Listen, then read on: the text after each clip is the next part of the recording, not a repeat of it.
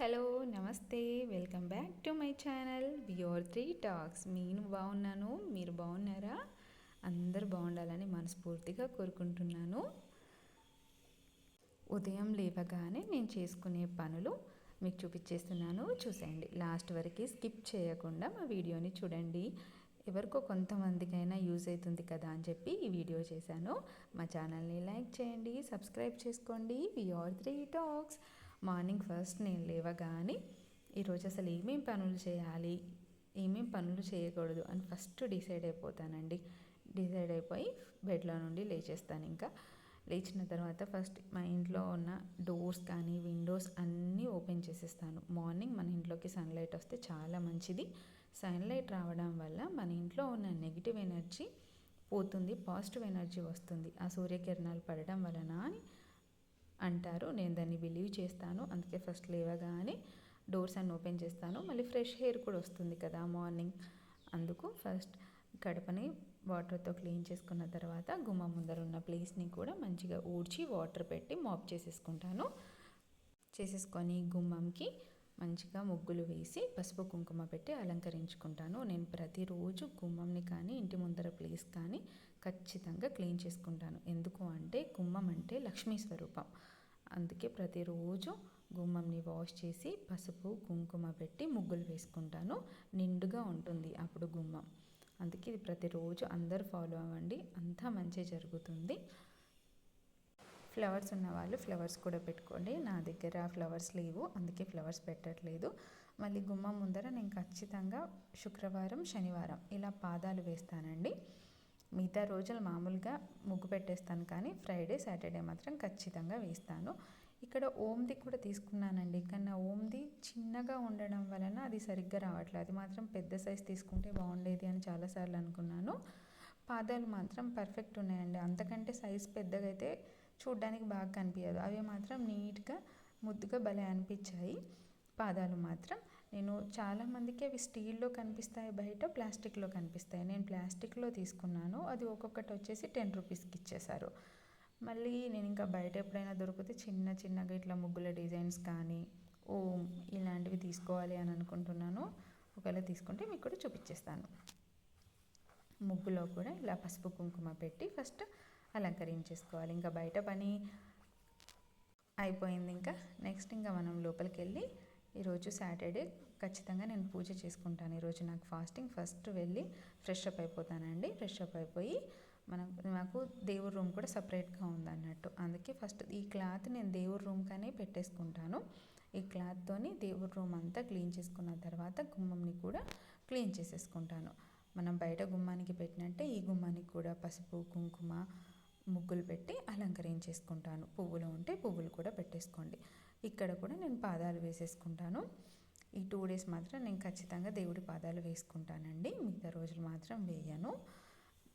దేవుడి రూమ్లోకి వెళ్ళి నేను ఫ్రైడే రోజు ఉప్పు దీపం పెడతాను. ప్రతి ఫ్రైడే ఫస్ట్ అది ఉప్పు దీపంని తీసేయాలండి, అలాగే ఉంచొద్దు. మనం సాటర్డే మార్నింగ్ లేవగానే ఫస్ట్ ఆ ఉప్పు దీపంని తీసివేయాలి. ఆ ఉప్పుని ఎక్కడో అక్కడ పడేయకుండా సింక్లో కానీ మనకు గార్డెనింగ్ చెట్లు ఉంటే ఆ చెట్లలో కానీ వేసేయాలి. వేసేసి ఆ దీపంని క్లీన్ చేసి పెట్టేసుకోవాలి. ఇక్కడ నేను మళ్ళీ పూజ గదిలోకి వచ్చి ఈరోజు మాత్రం నేను నువ్వుల నూనె ఆవు నూనె నువ్వుల నూనె ఆవు నెయ్యి కలిపి నేను దీపం వెలిగించుకుంటాను. ఫ్రైడే రోజు మాత్రం ఉప్పు దీపం మాత్రం ఆవు నెయ్యితోనే వెలిగిస్తానండి. కానీ సాటర్డే రోజు మాత్రం దీపం పెట్టేటప్పుడు దీపంలో ఆవు నెయ్యి నువ్వుల నూనె 2 కలిపి నేను దీపం వెలిగించుకుంటాను. దీపం ఎప్పుడైనా పసుపు కుంకుమ లేకుండా మామూలుగా పెట్టి ఎప్పుడు దీపం పెట్టద్దు. దీపంని కూడా నిండుగా అలంకరించుకోవాలి. పసుపు కుంకుమ గంధం పెట్టి దీపం పెట్టుకోవాలి. మళ్ళీ మనం ఇంట్లో మనకు తాబేలు ఉందనుకోండి, దానికి ఖచ్చితంగా తాబేలుకి వాటర్ పోయాలి. వాటర్ వేసి తాబేలుకి కూడా పసుపు కుంకుమ పెట్టి దీవెన తీసుకోవాలి. ఆవు దూడ కూడా పసుపు కుంకుమ పెట్టి ఆవు దూడ యొక్క దీవెన తీసుకోవాలి. మనం ఏదైనా శుభకార్యంకి వెళ్తున్నాము, ఒక మంచి పనికి వెళ్తున్నాము అని అంటే మనం తాబేలు చూసి వెళ్ళినా మనకు ఆ పని సక్సెస్ఫుల్గా కంప్లీట్ అయిపోతుంది. ఆవు దూడను చూసి వెళ్ళినా ఆశీర్వాదం తీసుకున్న ఆ పని సక్సెస్ఫుల్గా కంప్లీట్ అయిపోతుంది. ప్రతి వారి ఇంట్లో ఆవు దూడ తాబేలు ఉంటే చాలా మంచిది. ఇక్కడ నేను దీపం వెలిగించేసి ధూపం మళ్ళీ హారతి ఇవ్వాలి కాబట్టి నేను ఫస్ట్ హారతి ఇచ్చేస్తున్నాను. మనం ప్రతిరోజు ప్రతి దేవునికి పూజ చేయాలి అంటే కొన్ని టైమ్స్లలో కుదురుతుంది, కొన్ని టైమ్స్లో కుదరదు. అందుకే మనం ఏ రోజు పూజ చేసుకుంటున్నామో ఆ రోజే ప్రతి దేవుడికి ప్రతి దేవతకి మనం హారతి ఇవ్వాలి, పూజించాలి. ఖచ్చితంగా మన ఇంట్లో ఎన్ని దేవతలు ఎన్ని దేవుళ్ళు ఉంటాయో ప్రతి దేవుడికి హారతి ఇచ్చి పూజించుకోవాలి. ఇక్కడ మళ్ళీ నేను ధూపం వేస్తున్నాను. ఆ ధూపం వేసేది అది లేదండి మా దగ్గర, అందుకే ఈ ధూపం స్టిక్ని నేను దీపంలో పెట్టేసుకుంటాను ఎప్పుడు. మళ్ళీ దీనిపైన నేను ఊదు అని చెప్పేసి బయట దొరుకుతుంది కదా, దాన్ని ఇంకా వేరే నేమ్ ఏంటో నాకు తెలియదు, ఆ ఊదుని ఆ ధూపం స్టిక్ పైన వేసేసి దేవుడి రూమ్ అంతా తిప్పేస్తాను. తిప్పేసిన తర్వాత మా ఇంట్లో ఉన్న అన్ని రూమ్స్లలో ధూపం వేసేస్తానండి. ఖచ్చితంగా ధూపం వేసుకుంటాను. ఆ ధూపం ఆ స్మెల్ అంటే మాకు మా ఇంట్లో వాళ్ళకి చాలా ఇష్టం. ధూపం వేసేటప్పుడు చాలామంది ఏం చేస్తారు అంటే ఆ స్మెల్ ఇంట్లోనే ఉండాలి అని చెప్పేసి డోర్స్ విండోస్ అన్నీ క్లోజ్ చేస్తారు. అలా చేయొద్దు.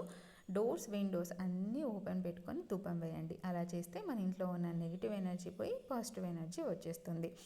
ధూపం వేయడం వల్ల హెల్త్కి మంచిది, మన ఇంటికి మంచిది. ధూపం ఖచ్చితంగా వేసేసుకోండి.